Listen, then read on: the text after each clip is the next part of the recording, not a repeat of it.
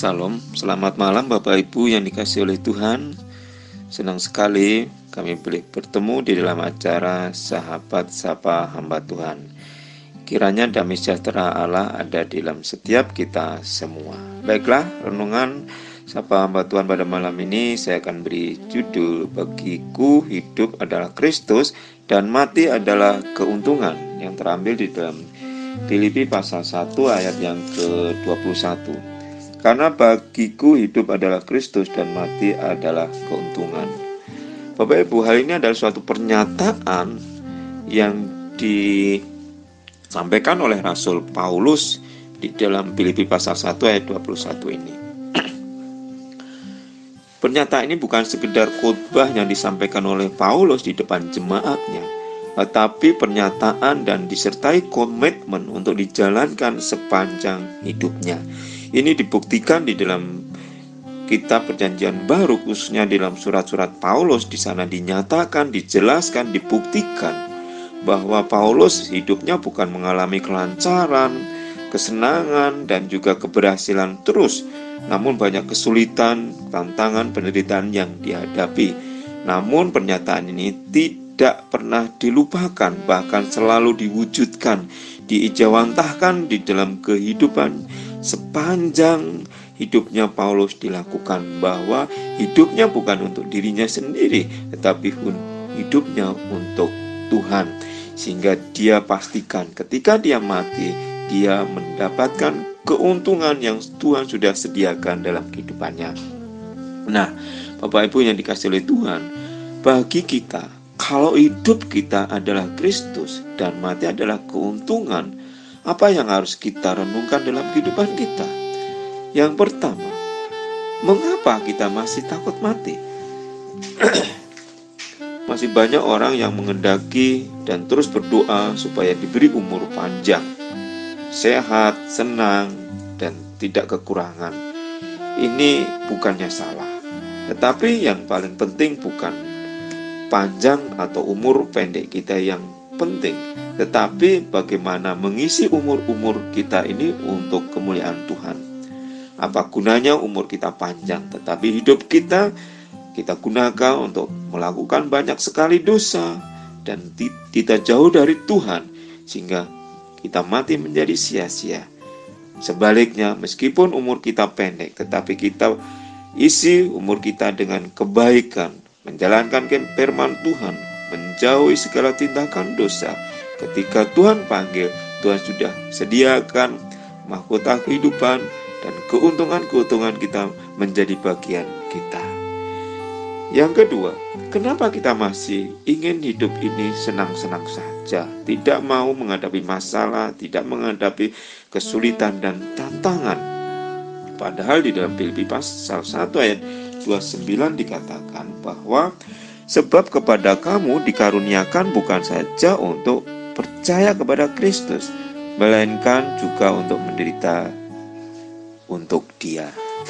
Selama hidupnya, Rasul Paulus dia banyak mengalami tantangan, kesulitan.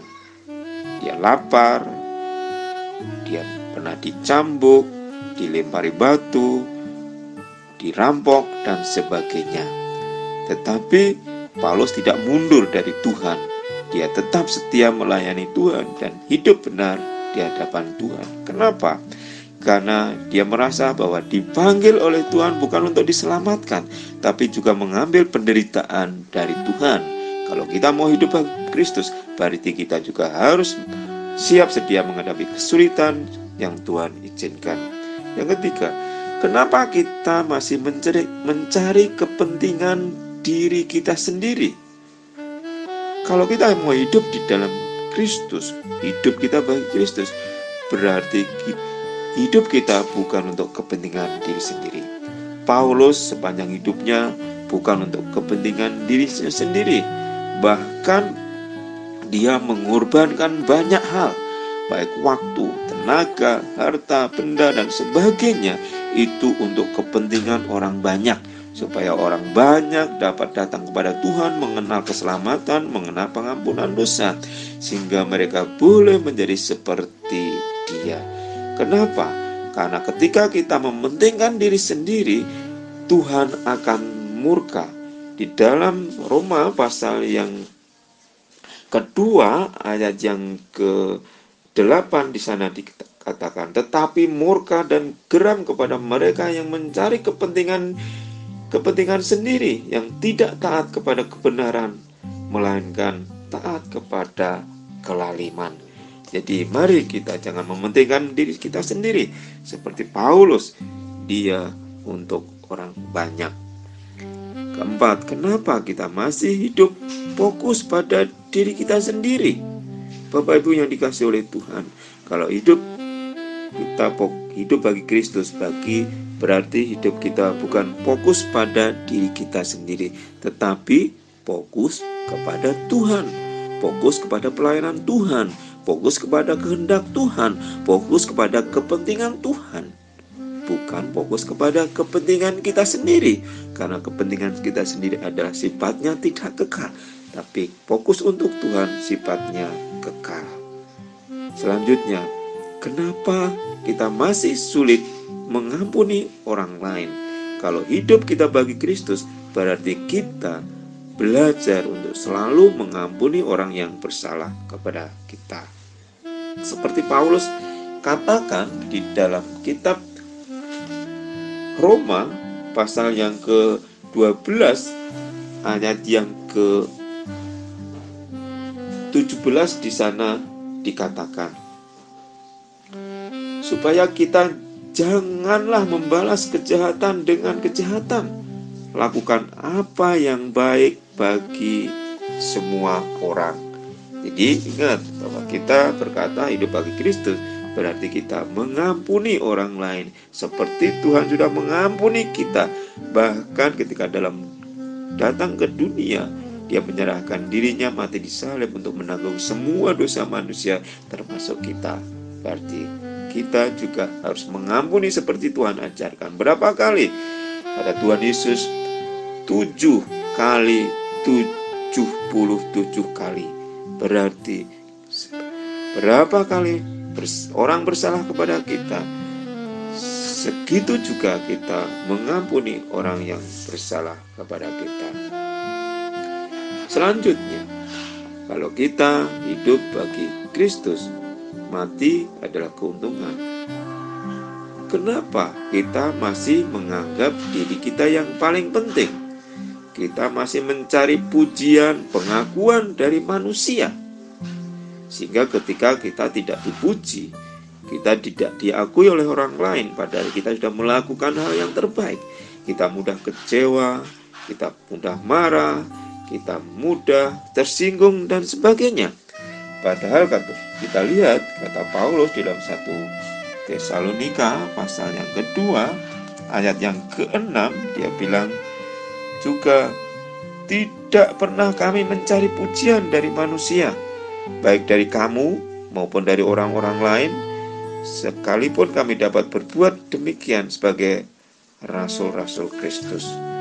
Bapak Ibu yang dikasihi oleh Tuhan, pujian, pengakuan yang sebenarnya, yang sejati adalah pengakuan dari Tuhan. Kalau kita sudah melakukan yang terbaik seperti yang dilakukan oleh Paulus, sekalipun manusia tidak memuji, tidak mengakui, kita tidak usah tersinggung. Karena di sisi lain Tuhan sudah mengakui dan memperhitungkan itu, dan bahkan mencatatkan. Tuhan tidak pernah melupakan apa yang menjadi kebaikan kita, jerih payah kita. Tuhan sudah perhitungkan semuanya. Lalu yang selanjutnya, kalau kita hidup di Kristus, mati adalah keuntungan. Marilah kita memiliki hati damai sejahtera, hati yang damai sejahtera. Paulus katakan ini bukan dia mengalami kelancaran, tidak ada kesulitan, tidak ada hambatan. Justru dia menghadapi banyak tantangan, kesulitan yang mengancam kesejahteraan dia, yang mengancam nyawa dia. Tetapi dia katakan di dalam Filipi pasal 4 ayat 4, bersukacitalah senantiasa, Sekali lagi kukatakan, bersukacitalah senantiasa. Bapak Ibu yang dikasihi oleh Tuhan, penderitaan, kesulitan, apapun yang kita hadapi, meskipun tidak mengenakan, tidak akan merampas sukacita yang datang dari Tuhan dalam kehidupan kita, karena upah kita besar di surga. Yang terakhir, mari, yaitu mengucap syukurlah dalam segala hal, sebab itu yang dikehendaki Tuhan di dalam Yesus Kristus. Itu Paulus tuliskan di dalam kitab 1 Tesalonika pasal 5 ayat yang ke-18. Bapak Ibu yang dikasihi oleh Tuhan, Paulus katakan mengucap syukurlah dalam segala hal, di dalam senang, dalam susah, dalam sakit, di dalam sehat. Jangan kita hilang ucapan syukur kepada Tuhan, karena yang terbesar, yang terbaik sudah Tuhan nyatakan dalam kehidupan kita. Akhirnya Bapak Ibu yang dikasihi oleh Tuhan, mari, kalau bagiku hidup adalah Kristus dan mati adalah keuntungan, bukan hanya kita ucapkan, mari kita akan lakukan sepanjang hidup kita. Walaupun hal itu tidak gampang, tidak mudah, tetapi bersama Tuhan kita akan jalani. Amin.